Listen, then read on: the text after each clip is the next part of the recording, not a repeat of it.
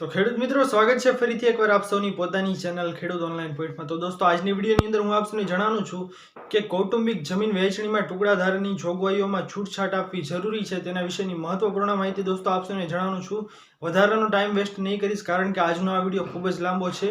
વિડીયોને શરૂ કરતા પહેલા ખાલી દોસ્તો જો આપ સૌ અમારી ચેનલ ખેડૂત ઓનલાઈન પોઈન્ટ પર નવા છો તો ફટાફટ મારી ચેનલને સબસ્ક્રાઇબ કરી લો, જેના લીધે આપ સૌને આવી જ મહત્વપૂર્ણ માહિતી આ ચેનલના માધ્યમથી મળતી રહે। તો ચાલો દોસ્તો આજની આ વિડીયોને શરૂ કરીએ।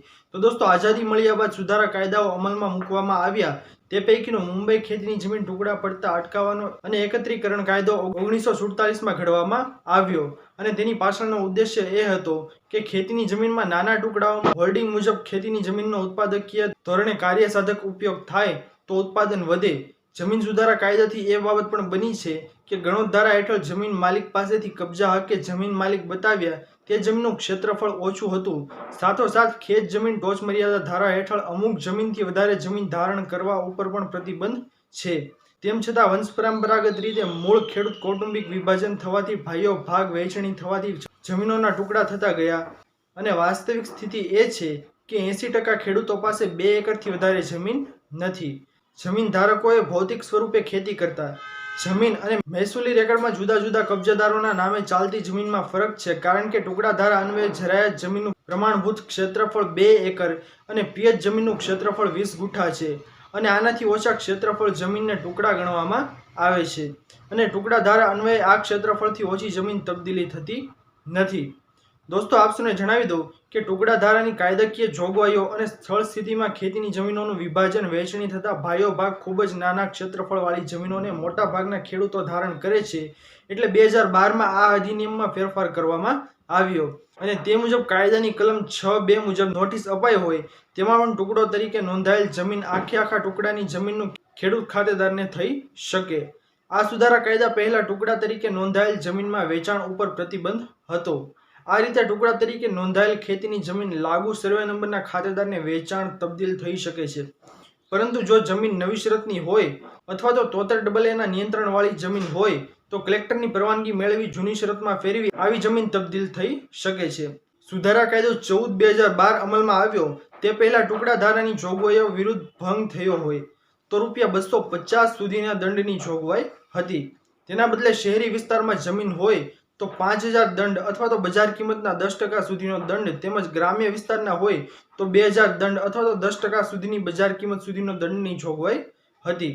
ટુકડા કાયદા સાથે ખેતીની જમીનમાં એકત્રીકરણ પણ જોગવાઈઓ છે અને આવું એકત્રીકરણ જમીન માલિકોની સંમતિથી થઈ શકે છે, પરંતુ રાજ્યમાં અમુક ભાગોમાં સર્વે નંબરને બદલે એકત્રીકરણના ભાગ સ્વરૂપે બ્લોક બનાવવામાં આવેલા છે અને તે મુજબ કોઈ બ્લોકની જમીન ટુકડા તરીકે નોંધાયેલ હોય તો આખા ટુકડાની જમીનો કલેક્ટરની પરવાનગી સિવાય તબદીલ થઈ શકે છે।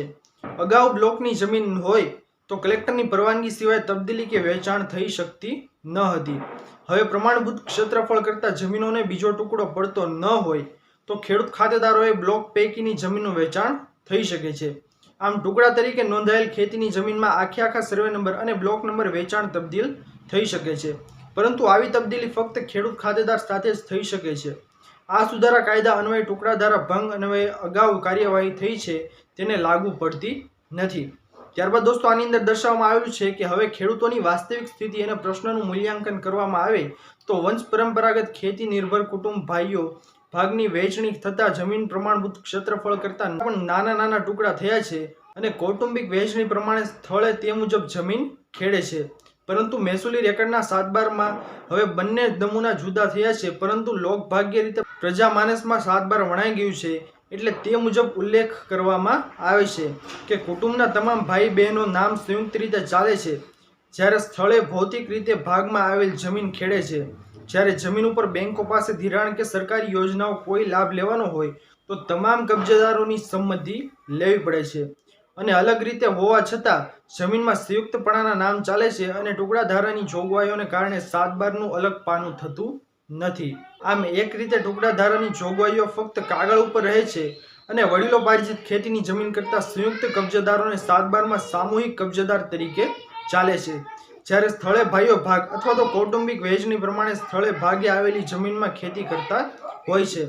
મહેસૂલ વિભાગે વડીલો પાર્જિત ખેતીની જમીનમાં કૌટુંબિક વહેંચણી માટે 2016માં નીતિ વિષયક ઠરાવ કર્યો છે અને આ ઠરાવમાં કૌટુંબિક વહેંચણી હયાતીમાં નામ દાખલ કરવા, નામ કમી કરવા, જમીનનું અદલા બદલી કરવા, રજિસ્ટર દસ્તાવેજ કરવાની પણ જરૂર નથી.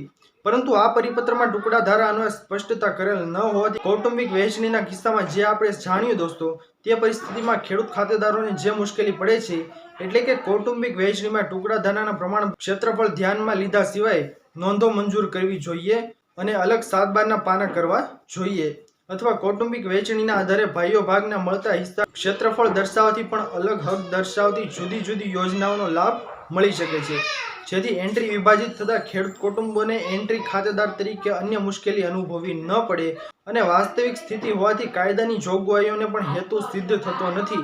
એટલે કૌટુંબિક વહેંચણી ભાઈઓ ભાગમાં છૂટછાટ આપવી ખેડૂત ખાતેદારોના હિતમાં છે. તો દોસ્તો આ મહત્વપૂર્ણ માહિતી છે. આખી મેં આપ સૌને જણાવી દીધી છે કે કૌટુંબિક જમીન વહેંચણીમાં ટુકડા ધારાની જોગવાઈઓમાં છૂટછાટ આપવી જરૂરી છે. ખૂબ જ મહત્વપૂર્ણ માહિતી છે દોસ્તો. આખી મેં આપ સૌને સમજાવી દીધી છે. ખૂબ જ લાંબો વિડીયો થઈ ગયો છે, એટલે માટે દોસ્તો આપ સૌને સમજમાં આવી ગયો હશે સરખી રીતે. મેં પણ આસાન ભાષામાં જ સમજાવેલું છે. આ આખી ભાષા છે તે કાયદાકીય રીતે નથી, પરંતુ આસાન ભાષામાં સમજાવેલું છે. આપ સૌને સમજમાં આવી જ ગયું હશે. જો પસંદ આવ્યો હોય વિડીયો દોસ્તો, તો વિડીયોને લાઇક કરવાનું ભૂલતા નહીં. ચેનલ પર નવા આવ્યા હો તો અમારી ચેનલ ખેડૂત ઓનલાઈન પોઈન્ટને સબસ્ક્રાઇબ કરી અને બાજુમાં આપેલા બેલ આઇકનને પણ પ્રેસ કરી દેજો, જેના લીધે આવી જ મહત્વપૂર્ણ માહિતી આપ સૌને આ ચેનલના માધ્યમથી મળતી રહે. તો દોસ્તો મળીએ હવે પછીના વિડીયોમાં. ત્યાર સુધી જય હિન્દ અને વંદે માતરમ.